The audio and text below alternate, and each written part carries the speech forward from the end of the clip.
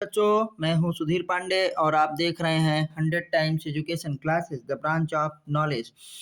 इस वीडियो में हम लोग टेट्रोफाइटा के टॉप 10 क्वेश्चंस को है देखेंगे। ये क्वेश्चन जो है बहुत सारे एग्जाम्स में क्या है आए हुए हैं, इसलिए मैंने इनको सिलेक्ट किया है। और उसके बाद हम लोग 10 क्वेश्चन देखने के बाद 10 क्वेश्चन अगली वीडियो में वो करेंगे जिसमें असर्शन रीजन और मैचिंग पेयर वाले क्वेश्चन होंगे। तो ये वीडियो जो है नीट के स्टूडेंट्स के लिए और हमारे जो शिक्षक गण हैं, साथी हैं, एलटी ग्रेड के लिए या जीआईसी लेक्चरर के लिए भी बहुत ही महत्वपूर्ण है।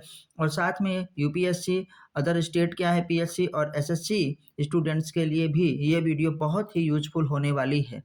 तो आपसे रिक्वेस्ट है कि प्लीज़ आप वीडियो को ज़रूर देखिए, पूरा देखिए, चैनल को सब्सक्राइब करिए, वीडियो को लाइक करिए, इस पर कमेंट करिए और अपने दोस्तों के साथ शेयर भी करिए। तो चलिए हम वीडियो को चालू करते हैं। क्लास 11th हमारे पास एनसीईआरटी बायोलॉजी है और इसमें टॉप 10 हमारे पास एमसीक्यूज रखे गए हैं। तो आइए क्वेश्चन नंबर 1 देखते हैं हम लोग। ये टेरिडोफाइटा का है।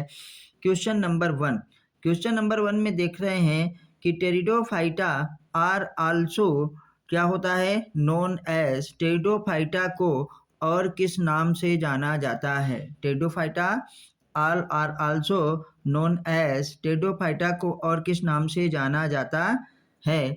Amphibians of plant kingdom, snakes of plant kingdom, या वेस्कुलर क्रिप्टोगेम्स, या क्या है ब्रायोफाइटा। भैया ब्रायोफाइटा तो होगा ही नहीं क्योंकि टेरिडोफाइटा है।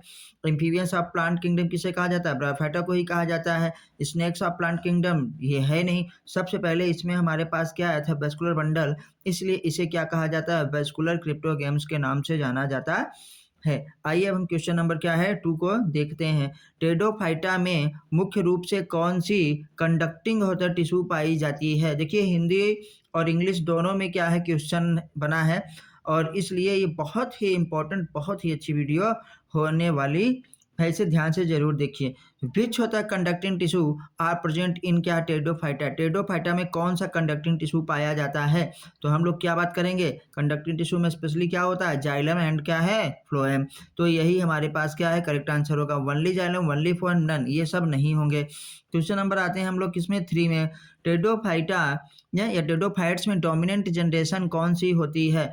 विच जनरेशन इज डोमिनेंट इन क्या? टेरिडोफाइट। टेरिडोफाइट्स में ज़्यादा प्रभावी अवस्था क्या होती है या मुख्य अवस्था कौन सी होती है? तो उसे हम लोग क्या कहते हैं? उसे हम लोग क्या कहेंगे भैया? स्पोरोफाइट। क्योंकि ब्रायोफाइटा में क्या था? गेमेटोफाइट। इसमें क्या हो जाता है? स्पोरोफाइट हो जाता है। तो क्वेश्चन नंबर हमारे पास क्या होगा? 4। टेरिडोफाइट्स न रिप्रोड्यूस बाई न टेरिडोफाइटा का रिप्रोडक्शन किसके द्वारा होता है? तो टेरिडोफाइटा में जो रिप्रोडक्शन होता है, देखिए एलिमिनेशन टेक्निक की आप इस्तेमाल करिए, समझ जाएंगे। शीट, क्योंकि शीट तो बनता ही नहीं है।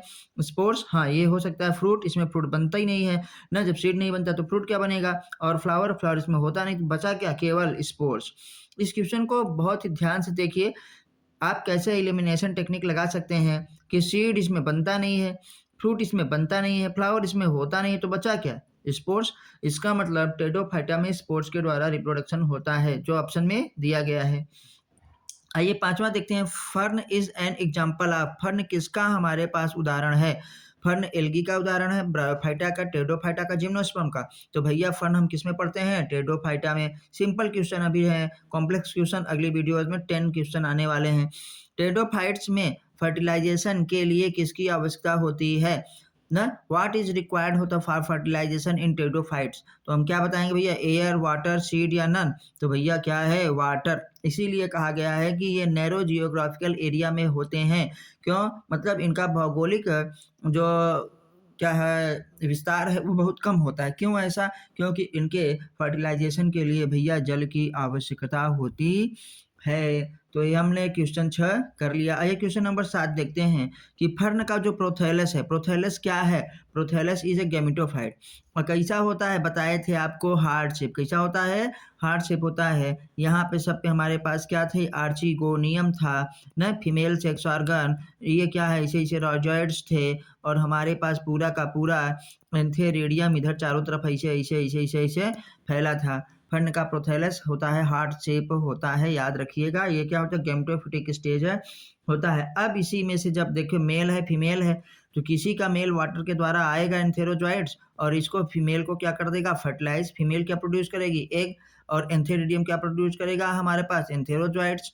तो दोनों का फर्टिलाइजेशन होगा और स्पोरोफाइट का क्या होगा, निर्माण होगा। और फर्न में हमारे पास जो स्पोरोफाइट होता है, देखिए उसमें पत्तियां कैसी होती हैं, बड़ी बड़ी ऐसे ऐसे पत्तियां लगी रहती हैं। पत्तियां होता है पिन्नेटली कंपाउंड लीफ की तरह ऐसे से लगी रहती हैं। और ये सजावटी हमारे पास प्लांट होता है, ऑर्नामेंटल इसीलिए इसे कहा जाता है, ऐसे लगा होता है। तो हम लोगों ने देखा कि जो गैमेटोफाइट होता है वो क्या होता है, फर्न का प्रोथैलस होता है। और जो ये क्या है, स्पोरोफाइट, जो पत्तियां हो गई इसे क्या कहते हैं, स्पोरोफिल कहते हैं। स्पोरोफिल में हमारे पास क्या लगा रहती है, स्पोरेंजिया लगी रहती है। और ग्रुप ऑफ स्पोरेंजिया को क्या कहते हैं, सोरस कहते हैं। सिंगुलर को क्या कहते हैं, सोराई कहते हैं। सोरस कहते हैं सिंगुलर को, प्लूरल को सोराई कहते हैं। तो ये देखिए पूरा रिवीजन भी हो गया। आइए हम लोग देखते हैं क्वेश्चन नंबर 8 कि राइजोम न किसका स्टेम होता है, विच प्लांट होता है राइजोम स्टेम। तो हम लोगों ने अभी देखा था टेडोफाइटा में किसके, फर्न के भैया, सेलेजिनेला में नहीं, फर्न में हाँ। मॉस तो ब्रायोफाइटा में पढ़ते हैं और साइकस तो जिम्नोस्पर्म पढ़ते हैं। तो कौन है टेडोफाइटा, केवल यही तो ऑप्शन है, यही सही हुआ 8वां।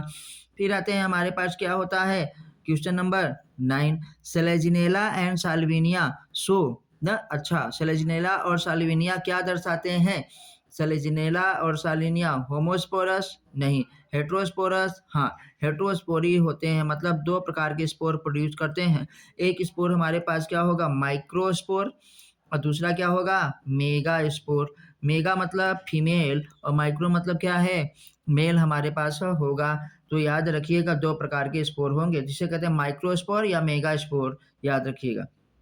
तो ये हमारे पास माइक्रोस्पोर जर्मिनेट करेगा क्या, मेल गैमेटोफाइट क्या बनाएगा, मेल एम से मेल गैमेटोफाइट एम जी, और ये क्या बनाएगी, फीमेल गैमेटोफाइट एफ जी ना। तो फीमेल गैमेटोफाइट और मेल गैमेटोफाइट। सेलेजिनेला और साल्विनिया हेट्रोस्पोरस होते हैं और यहीं पे सीड हैबिटेट क्या है हमारे पास डेवलप होता है, मतलब सीड बनने का स्थान निश्चित हो जाता है लेकिन सीड नहीं बनता। इसे प्रिकर्सर आप क्या होते हैं, सीड फॉर्मेशन कहा जाता है टेरिडोफाइटा को, सेलेजिनेला और साल्विनिया में। क्वेश्चन नंबर आइए हम 10 को देखते हैं। टेरिडोफाइट्स आर होता first terrestrial plant to possess, मतलब टेरिडोफाइट में सबसे पहले क्या विकसित हुआ है। टेरिडोफाइटा में जितने भी हमारे पास प्लांट ग्रुप हैं उनमें सबसे पहले क्या होता है, स्पोरोफाइट। उस पे सबसे पहले टेरिडोफाइटा में क्या डेवलप हुआ, फ्लावर नहीं, फ्लावर तो भैया एंजियोस्पर्म बनता है, सीड नहीं, सीड तो जिम्नोस्पर्म बनता है। फ्रूट क्या है, वो भी हमारे पास एंजियोस्पर्म बनता है। तो ये हुआ क्या, ऑप्शन सी। 2 बार सी लिख गया है, उससे कंफ्यूज मत होइएगा, ऑप्शन 2 बार हो गया है, बी भी। तो फिर भी ये सही। तो सबसे पहले क्या, वैस्कुलर टिश्यू, आपसे पूछा जाएगा वैस्कुलर टिश्यू संवहन ऊतक, मतलब जाइलम और क्या है फ्लोएम, सबसे पहले कहाँ पे बना। तो आप क्या बताएंगे भाई लोग, कि सबसे पहले टेरिडोफाइटा में बनता है। आइए देखते हैं आगे। आगे लिखा है thanks for watching 100 times education classes, thanks for watching 100 times education ना।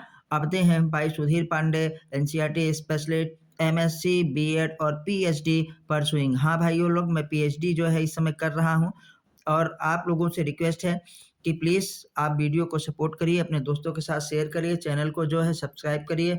फिर मिलते हैं हम अगली वीडियो पे 10 कॉम्प्लेक्स क्वेश्चन लेकर के। ये क्वेश्चन तो इजी थे क्योंकि अभी बेस बनाना था।